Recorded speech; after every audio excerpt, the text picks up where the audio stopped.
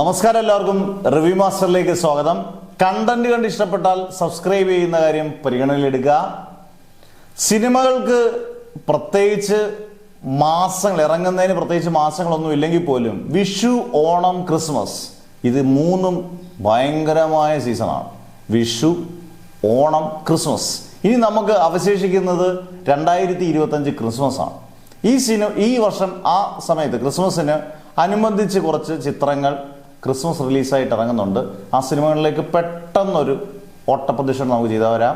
ഈ സിനിമകളിൽ ഏറ്റവും കൂടുതൽ ഹിറ്റാകുന്ന സിനിമ ഏതായിരിക്കുമെന്ന് നിങ്ങളൊന്ന് കമൻറ്റ് ബോക്സിനകത്ത് ഉറപ്പായിട്ട് ഇട്ടേക്കുക. എൻ്റെ ചാനൽ കാണുമ്പോഴേക്കും ഒന്ന് സബ്സ്ക്രൈബ് ചെയ്ത് കാണുക. ഓക്കെ, നമുക്ക് ദിലീപ്, വിനീത് ശ്രീനിവാസൻ ഇങ്ങനെ പറയുമ്പോൾ തന്നെ ഇപ്പോൾ ഏകദേശം എല്ലാവർക്കും അറിയാം. ഭയം, ഭക്തി, ബഹുമാനം.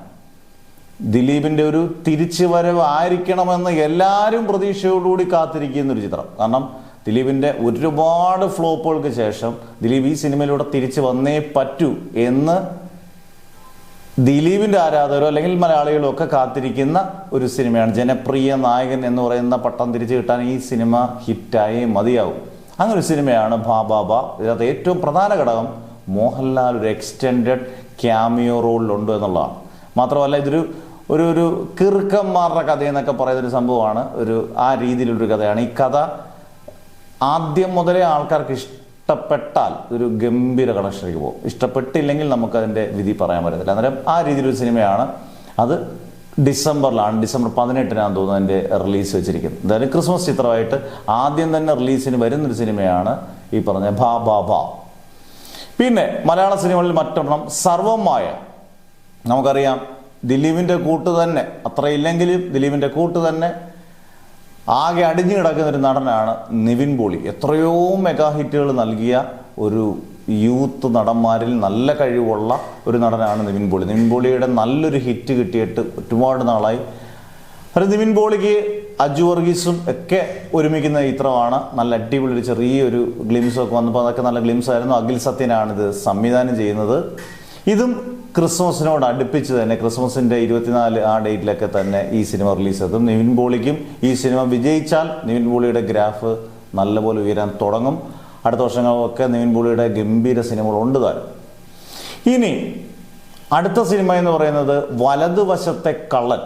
വലതുവശത്തെ കള്ളൻ ജിത്തു ജോസഫിന്റെ പടം എന്നുള്ളതാണ് ഏറ്റവും വലിയ പ്രത്യേകത. ജിത്തു ജോസഫിന്റെ പടത്തിന് ഒരു മങ്ങലേറ്റതുണ്ട്. കഴിഞ്ഞ മാസമൊക്കെ ഇറങ്ങിയ മിറാഷൊക്കെ വെറും ബോംബെന്ന് പറഞ്ഞാൽ ആറ്റം ബോംബ് പോലൊരു സിനിമയായിരുന്നു. വളരെ കൂറപ്പടം എന്ന് നമുക്ക് പറയാവുന്നതാണ്. മിറാഷ് കണ്ട അസഹനീയമായി പോയി. ഞാനൊക്കെ ആദ്യത്തെ ഷോയ്ക്ക് പോയി കണ്ട ആളാണ്.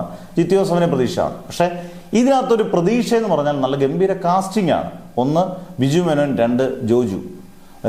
എന്തൊക്കെയോ മിസ്റ്റേക്ക് ഉണ്ട്. എന്തായാലും നമ്മുടെ ജിത്തു ജോസഫും ഓഗസ്റ്റ് സിനിമാസിന്റെ ഷാജി നടേശനും രണ്ടുപേരും ചേർന്നാണ് നിർമ്മാണം. അന്നേരം ഓഗസ്റ്റ് ഫിലിംസ് അത്യാവശ്യം നല്ല സിനിമകൾ ചെയ്തേക്കുന്ന ഒരു നിർമ്മാണ കമ്പനിയാണ്. ഷാജി നടേശന്റെയും ജിത്തു ജോസഫിന്റെയൊക്കെ ഒരു ഗംഭീര ചിത്രമാകട്ടെ നമുക്ക് പ്രതീക്ഷിക്കാം. വലതുവശത്തെ കള്ളൻ ക്രിസ്മസ് 25-നാണ് ഇപ്പം പറഞ്ഞേക്കുന്നത് വെച്ച് റിലീസിന് ഒരുങ്ങുന്നത്. ഡിസംബർ 25-ന് തന്നെയാണ്.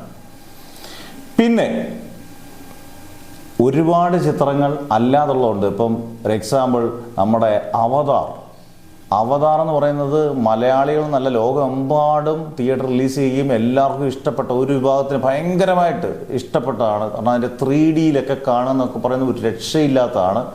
അവതാറിൻ്റെ മൂന്നാമത്തെ പാർട്ട് റിലീസ് ചെയ്യുന്നതും ക്രിസ്മസിനാണ്. അതിന് ഒരുപാട് ആരാധകരുള്ള സംഭവമാണ് അവതാർ. അതിൻ്റെ നമുക്ക് തിയേറ്ററിൽ ചെല്ലുമ്പോൾ അതിൻ്റെ 2D കാണുമ്പോൾ നല്ല ഭയങ്കര എഫക്റ്റാണ്. അതുപോലെ തന്നെ ഈ പറഞ്ഞ അനാക്കോണ്ട എന്ന് പറഞ്ഞ സിനിമയും അത്യാവശ്യം ആരാധക വൃന്ദമുള്ളതാണ്. കുട്ടികളൊക്കെ പോയി കാണുന്ന, ലോകമെമ്പാടും പ്രത്യേകിച്ച് കേരളത്തിലൊക്കെ ഇതിനൊക്കെ ഭയങ്കര ഡിമാൻഡുള്ള സിനിമയാണ്. അന്നേരം അവതാറുണ്ട്, അനാക്കോണ്ടയുണ്ട്. ഇനി നമുക്ക് വളരെ പ്രാധാന്യമുള്ള നമ്മുടെ മലയാളത്തിൻ്റെ മഹാനടൻ, മലയാളത്തിൻ്റെ സ്വന്തം ലാലേട്ടൻ്റെ ഋഷഭ തെലുങ്കിൽ ഇറങ്ങുന്ന ഒരു ബിഗ് ബഡ്ജറ്റ് സിനിമയാണ്. മോഹൻലാൽ രണ്ട് കഥാപാത്രങ്ങൾ ഒരു പടത്തിനകത്ത് തന്നെ പുരാതനവും ആധുനികവുമായ ലോകത്ത് ജീവിക്കുന്ന 2 കഥാപാത്രങ്ങളായിട്ടൊക്കെ അഭിനയിക്കുന്ന ഭയങ്കര ബിഗ് ബഡ്ജറ്റിൽ ഇറങ്ങുന്ന സിനിമയെന്ന് തന്നെ പറയാം. അതിൻ്റെ സിനിമാറ്റോഗ്രാഫിയും ഗ്രാഫിക്സും ഒക്കെ ഗംഭീരമായിട്ട് വന്നാൽ ഒരുപക്ഷെ ഒരു പാൻ ഇന്ത്യൻ തൂക്കിയടി പ്രതീക്ഷിക്കാം.